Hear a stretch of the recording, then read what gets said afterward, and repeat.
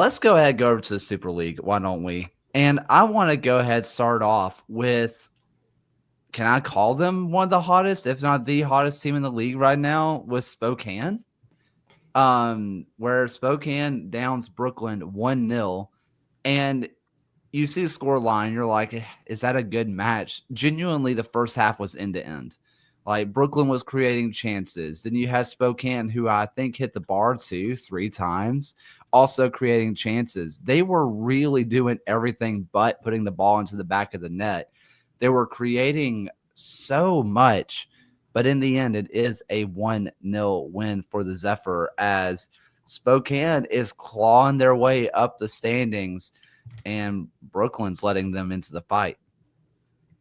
I mean, I think Spokane was a team that we always liked the process, but it never really came together, especially with the finishing. And there were aspects of that in this match, if we're being honest, like Mackenzie Weinert off the woodwork twice. But I think overall, they held Brooklyn to 0.6 XG. That's the indicator of a very good defensive performance. I thought Balata coming in at the number 6 spot was unreal, clogging space in the middle, preventing Brooklyn from what they do best, which is getting the ball into the half spaces, working from side to side. They felt restricted to one portion of the pitch or another, very low quality chances when they got them. And then Spokane's second half comes out. They switch the wings. Ekic and Weinert trade sides. I thought that was what they needed to get over the line, fix the footedness. And that's really what we've seen for most of the year. Ekic on the left, Weinert on the right. Paid off for them in the end. So deserved win and a good performance for Spokane.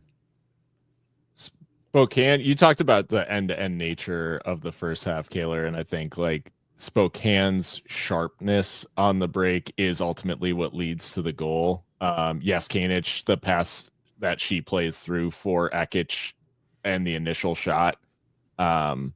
Yeah, just textbook. And I think in general, you could see Mackenzie Weinert, like obviously she hits the bar twice, but this was her first goal of the season, if I'm not mistaken. So yeah, you could see the relief from Weinert like in the celebration as well. And if this sort of uncorks the bottle for her, then Spokane like could be even further, like more dangerous down the stretch here. If you look at it just from the other perspective with Brooklyn, like we keep mentioning that they are still looking for that first win of the spring session. They haven't won since December. I mean, Leicester's current goal drought in the Premier League is 215 times, and as long for Brooklyn's current winless streak, just for like a comparison of two droughts at the moment. So it's like Kaylor, you mentioned, Brooklyn is letting teams back into this playoff race. Which I guess is the wider question I'm going to present to you guys. Is there a world where somebody on the outside of that top 4 makes their way into the playoffs? Because the way Brooklyn is going, it's hard for me to see them getting it together anytime soon, because the first half had promise, but the second half it fizzled out. It just doesn't feel like there is a lot going right for them. Do we see that 5 team sneaking in, or even someone from a little farther down? I mean, Tampa Bay is 3 points back with a game in hand. That feels likely. Spokane has 2 games in hand, and while the deficit is bigger, a real 6-pointer like we saw last week, that matters in the standings. I've not seen enough from Brooklyn since they last won in December to trust what they're doing. I like the talent, I like the ideas, but man, it something needs to give there. They're the only team in the top half with a negative goal difference. And right now, Fort Lauderdale and Tampa Bay are both playing better than them. So, and that's not even counting Spokane. So, I mean, I think, yeah, unless they do something drastic, it might not just be a matter of not making the playoffs. Like, they might not end up close if they aren't careful. Keep in mind, they had the best goal differential in the league coming into this split. And they're the negative now. Yeah, they have been hurt by the break.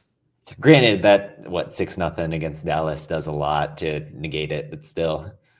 Of course. And, you mentioned Fort Lauderdale and Tampa Bay.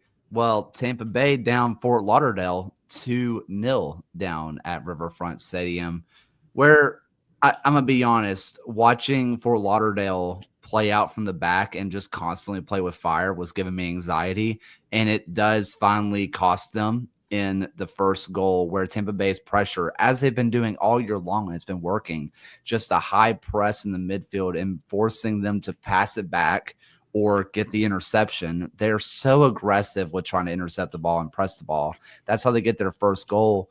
Fort Lauderdale tried to go up and get an equalizer. They get caught out. That's the second one. You know, it's a really textbook performance from Tampa Bay in their principles, which is a high press, super aggressive, get everybody forward, will score by grace or by force.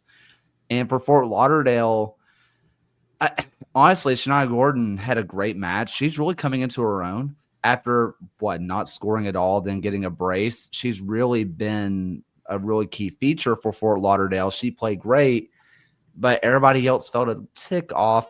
If I'm Fort Lauderdale, I'm just like, it is what it is. If I'm Tampa Bay's son, I feel great about the performance.